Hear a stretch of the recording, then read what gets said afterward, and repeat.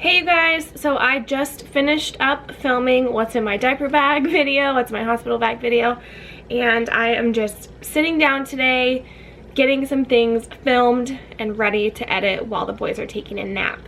So, this video is going to be about why I had 2 C-sections previously and why I'm choosing not to do that this time. A lot of people have been wanting to know my C-section stories for quite a while now, so I'm finally getting around to doing that.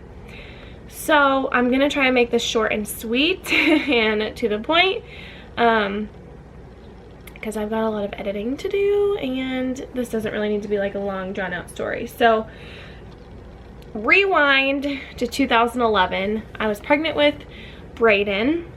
Actually, it was 2010 when I got pregnant with him, but he was born March 29th, 2011. I was 22 years old. And obviously I was very young and it was my first baby. I did not know, I was not educated about anything. I had a very old school doctor and I don't even remember when it was, but somewhere halfway through my pregnancy, after we had had a couple of ultrasounds and we knew that he was a big baby, he was measuring like 2 to 3 weeks ahead, like every week that they measured my belly.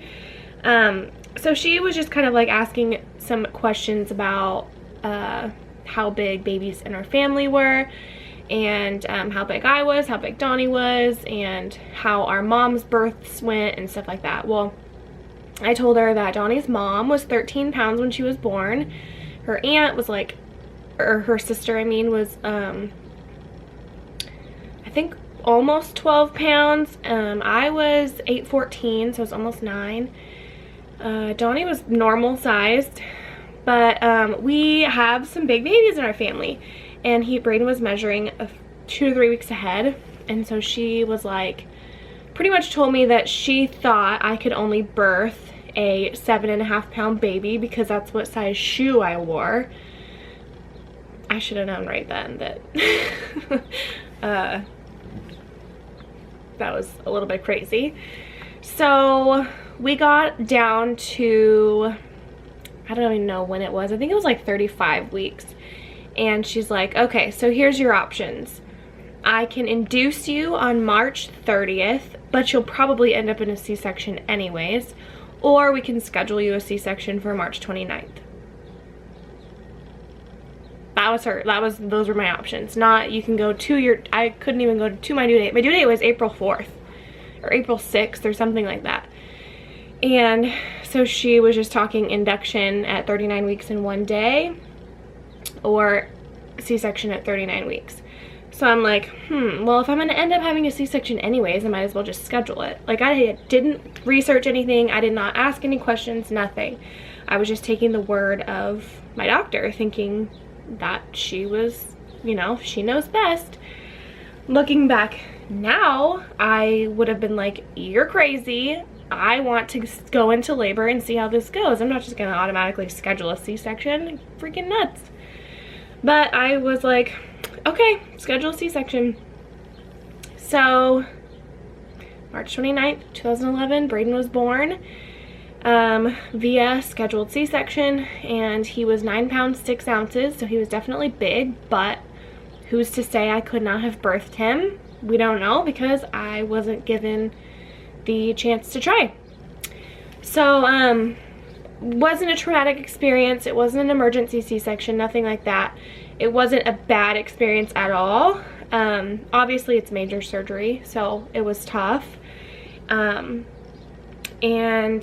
I feel like that had a lot to do with why we did not succeed at breastfeeding. But that is a whole nother story. So that is why I had a C-section with Braydon. So then fast forward to September 17th, 2011, we got married. We were not married when Braydon was born, and then we got married when he was 5 months old. He was in our wedding, it was so cute. And then shortly after our wedding, 2.5, 3 months after our wedding, we decided we wanted to have another baby. So when Braydon was 7 months old, I stopped taking my birth control. I was just taking the pill, and within a week I was pregnant. So that is where Brody comes into the picture. He was born on August 18th, 2012, and I actually had plans to have a VBAC with him, but I once again didn't do any research, didn't read up on anything, just was like, I'm gonna have a VBAC. I'm not having a C-section this time. But I had no support. I mean, Donnie was like on my side with it all, but I didn't have anybody like backing me up or giving me information, or I just didn't have any support or any knowledge about anything still at that point. So my due date was August 21st, and I think it was about, oh, when was it? I think it was a week before my due date. I started having like nightmares that things were gonna go wrong. Not to mention he was breech at 37 weeks. And so we weren't sure if he had flipped yet. And then I went to the doctor, like, oh yeah, he's head down, he's good to go. And I was just like a nervous wreck. I didn't have anyone to talk to about it. And my doctor was like, yeah, it's okay if you have a VBAC, but she wasn't like, I don't know. I don't know. I just didn't have like an advocate for any of that. I had no clue. So I called her. I had really bad anxiety that something was going to go wrong. And I was so nervous and just stressed out. And I'm a planner and I like to know when things are going to happen. And I was just really stressed out, which is ridiculous to me now. But back then, that's just how it was for me. So I called her, I think it was on August 15th, and I told her that. I'm like, I'm having really bad anxiety about all of this. I'm really nervous. I'm scared something's gonna go wrong. And she didn't try and be like, are you sure? Like, you're gonna be fine. Like, this is gonna work out good. She didn't try and like talk me out of wanting a C-section. She's like, okay, I'll schedule you for Saturday at this time or whatever, which was August 18th. So I'm like, okay.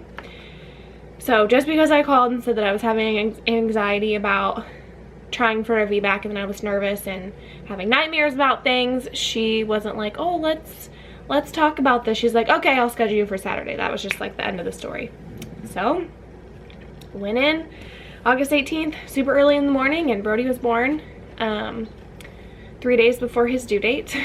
And he was 8 pounds, 12 ounces. And it was a perfect C-section experience and nothing complicated, no emergency, no nothing. Wasn't a traumatic experience. But then now, fast forward to 4 years later, almost 4 years later, Brody will be 4, August 18th. And I'm about to have my third and final baby. I'm due in 1 week and 6 days. And from the get-go, I have planned on having a VBAC. So I hunted down a doctor that would do a VBAC after 2 C-sections. We have discussed thoroughly everything, and she is completely on board with my decision.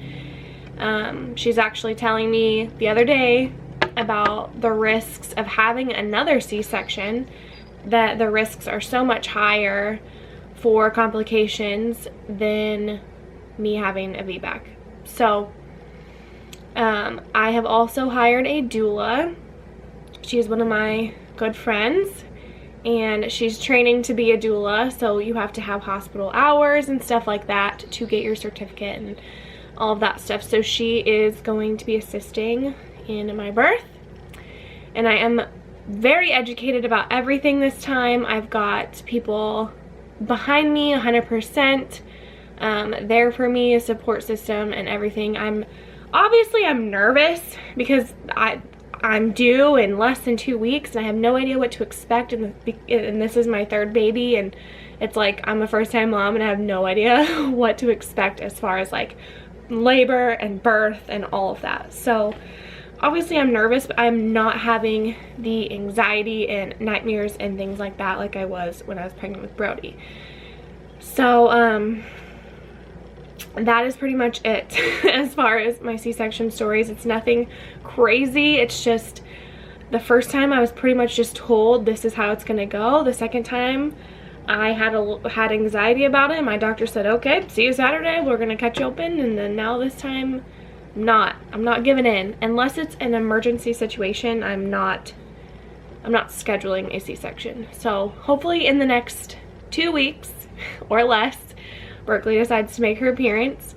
And if I go 1 week past my due date, then we will try natural ways of induction, Foley bulb or something like that.